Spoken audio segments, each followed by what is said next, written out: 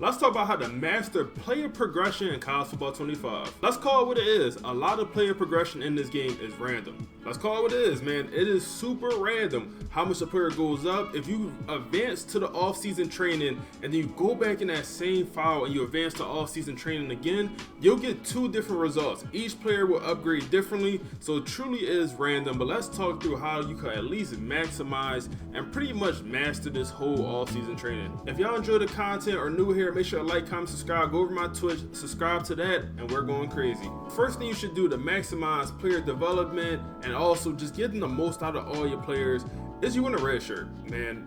And it's two different sides to it. Some people say don't redshirt a player a 5-star because they're just going to end up going to the NFL after that redshirt sophomore year as soon as they're eligible, and you're only getting 2 years out of them compared to getting 3. In my opinion, I still think you should redshirt that first year. I think you should redshirt every single player unless they're the best player at that position, unless they should start. Unless you have a quarterback room that's not great, you bring in a good 4-star, good 5-star, you want to start that player, makes sense. But most cases, you want to redshirt every single player so you get the most out of them. Because yes, some guys will jump up to like an 87 overall after you redshirt them, and then that next year they jump up to a 90, and then they're going to the NFL. You only got 2 years out of them. But that is a rarity. Most times that do not happen. So redshirting, you're going to get the most bang for your buck. And from my experience, when you redshirt a player, they get the biggest jump, especially at O-line, man. First of all, quarterbacks do not develop great. Just realize that, especially the scrambling quarterback. I love them. Love the scrambling quarterbacks. They develop the worst out of all these quarterbacks. So in this series right here, my Temple series, we just did the whole offseason. None of our quarterbacks went up in overall at all. Guess what? They're all scramblers. So we got to keep that. We got to charge it to the game. When you have the best quarterback archetype in the game, they might not go up. They might only upgrade their speed in the offseason, which don't really help them being a quarterback, but it does help them get faster. As a quarterback, we don't really care about that. So just be conscious of that. We have a situation here where our running back room is not great.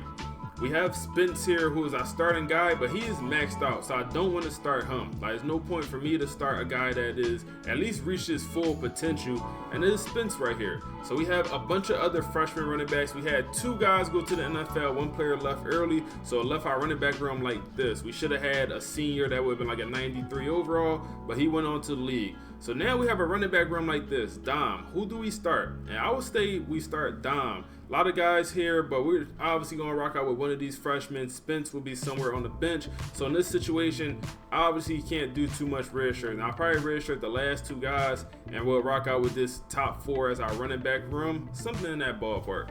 I'm sure you guys all seen it. You redshirt a guy, and he jumps up to a high overall.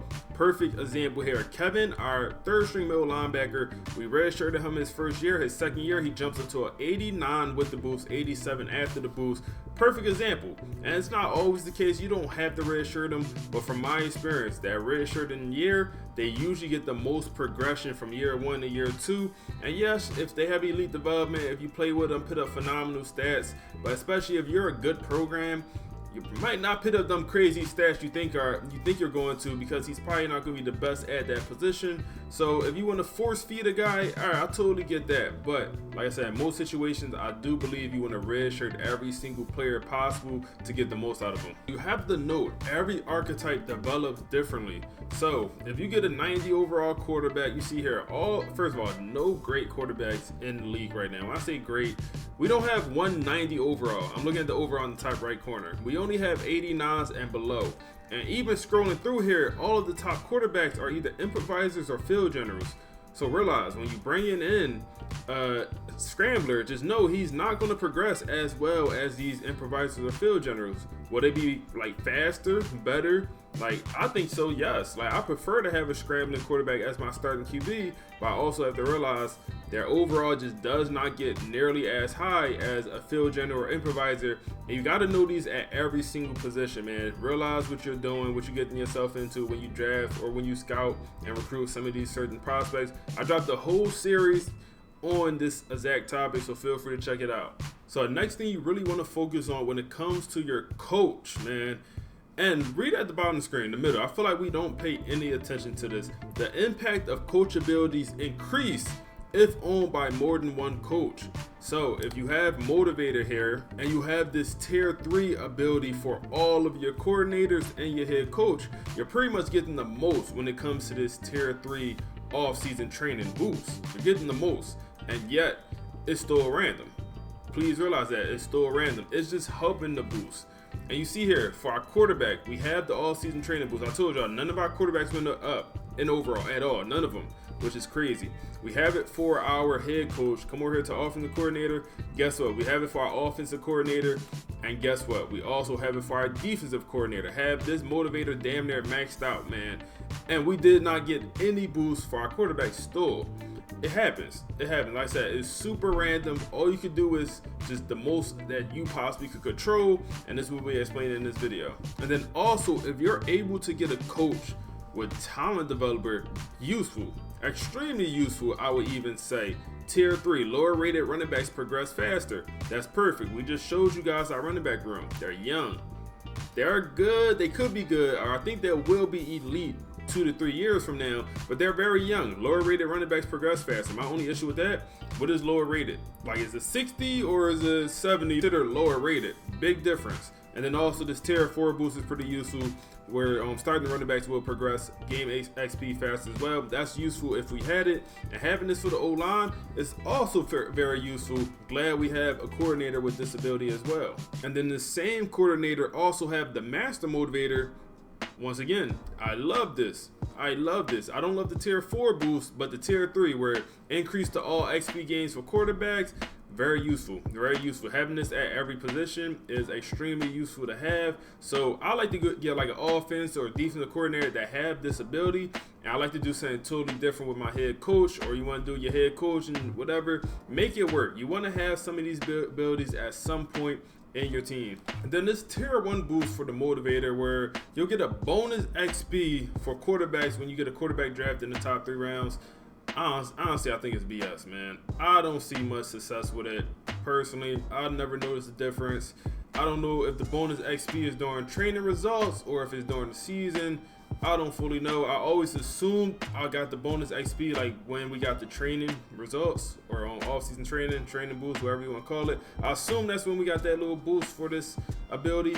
But honestly, I don't love it. It's tier 1, so you have to get it if you want the tier 3, but that is another thing to note that you'll get. And even coming in here to architect, if you don't want to come in here and get you a coordinator, offense or defense with this tier 1 ability where you get a bonus XP for in-game goals, and then tier 2 abilities obviously goated, where you get the skill cap once you level up. And then also that tier 3 ability is also very useful, where you get bonus XP for every 3-game winning streak. Another goated ability right there. But I think you're really getting the most bang for your buck if you go into the motivator with your head coach and make sure your offense and defensive coordinator have this motivator maxed out, and you're getting the most possible for the off-season training. Because honestly, that's all that really matters. In-season development is cool, especially if you have an elite development player. They might go up 2, 3 overalls. If you force feed them, maybe they could go up 4. Outside of that, they're not going up that much. But off-season training, you'll have players literally go up 15 overalls. I've seen it. Players literally go up 15 overalls. More commonly, it's probably like 7, 8 overalls. You'll see that on your players on your team just shoot up out of nowhere.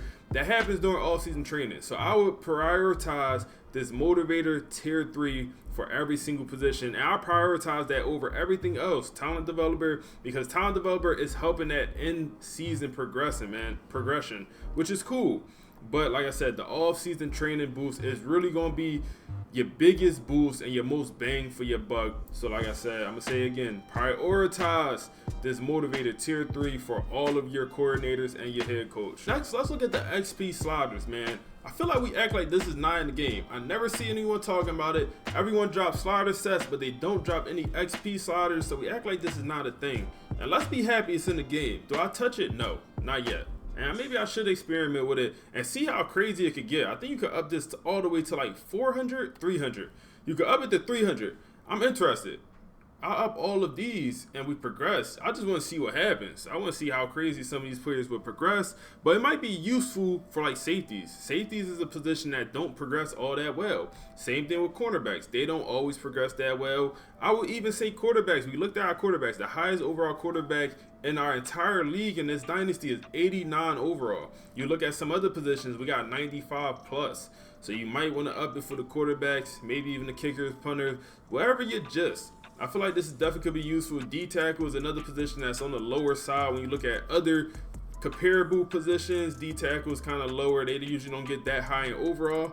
So it could be useful to up this. I wanted to make sure to include it because I feel like a lot of people don't know about it. And y'all let me know if y'all want to see me do an experiment with this, because I feel like it could be some fun here. Outside of that, that's all I got for y'all today, man. Just to sum it up, red shirt, red shirt, red shirt. If you're not, you better be force feeding. Or that player better be a starter, or he better be something. Other than that, you should be redshirting every single player. Even if they go to the NFL within 2-3 years, within 3 years when they're eligible, that's fine. It's going to happen on occasion. But for the majority of the players, that's not going to be the situation. That red shirt is actually going to help them and become the best possible player and eventually make the NFL when they earn it. So, like I said, red shirt, red shirt, red shirt, man. If y'all enjoyed this video, make sure y'all like, comment, subscribe. Click the video on the screen now for my temple rebuild.